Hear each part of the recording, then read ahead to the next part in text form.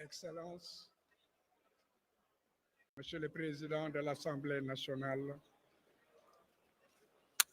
Excellences, Monsieur le Premier ministre,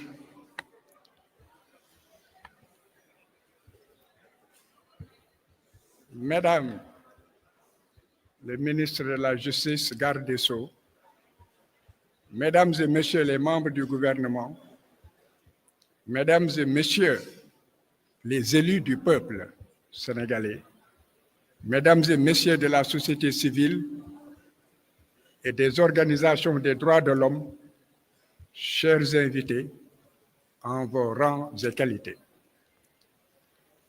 Au nom de la défense, j'ai demandé à prendre la parole pour porter la voix dans cette assemblée réunie sur l'initiative des hautes autorités de ce pays. Au nom de la défense, la voix de tous ceux qui luttent pour un idéal, l'idéal de justice, la défense était présente. Nous étions à vos côtés. Nous sommes à vos côtés. Nous resterons à vos côtés.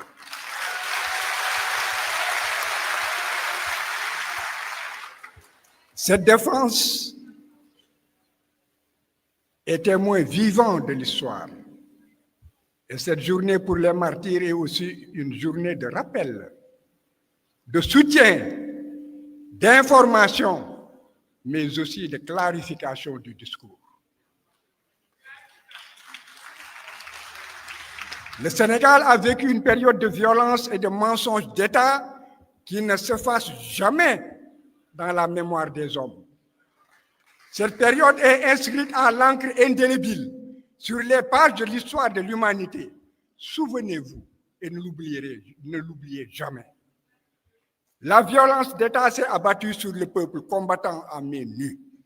Ce peuple a vu ses enfants braver les tortures, braver la prison et la mort pour répondre à l'appel d'un homme dressé contre la corruption, la concussion, l'enrichissement illicite pervers, l'insolence du pouvoir inféodé au lobby et à l'impérialisme. Ce peuple mérite respect et considération. Le Sénégal et tous les opprimés de la paix, de la terre, en quête de justice et de souveraineté, ont un devoir de mémoire envers ces martyrs et ces victimes. Leur mort ne sera pas vaine. Autant que les martyrs, ceux qui ont survécu au bûcher ont un droit imprescriptible et inaliénable, non négociable devant les hommes et devant Dieu.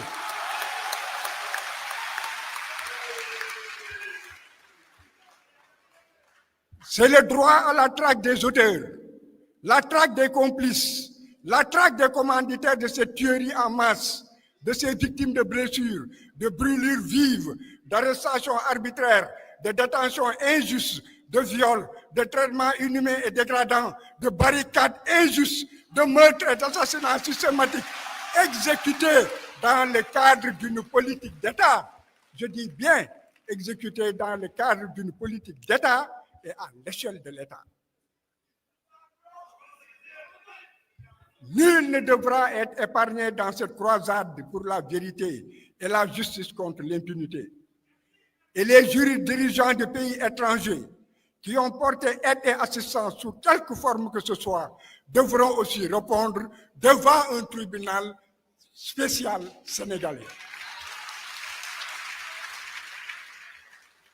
L'État doit mettre les moyens, protéger les victimes et les témoins, les sécuriser, les accompagner, engager des experts et des avocats compétents et expérimentés à plein temps, outiller les enquêteurs, renforcer les capacités des magistrats qui auront en charge à plein temps ce dossier, réviser par l'adoption illico presto l'organisation judiciaire et le code de procédure pénale sur la compétence et les règles de procédure qui ne sont pas encore adaptées aux poursuites de crimes contre l'humanité.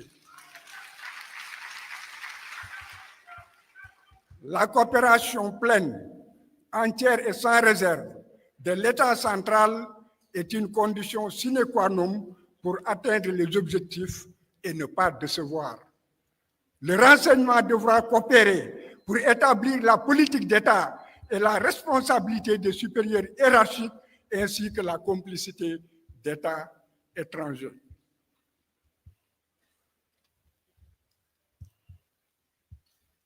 Pour l'assistance, vous réclamez justice. Le peuple a soif de justice.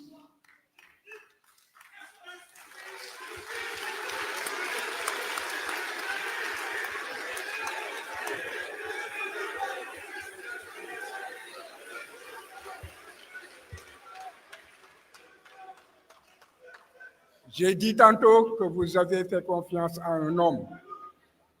Cet homme est là.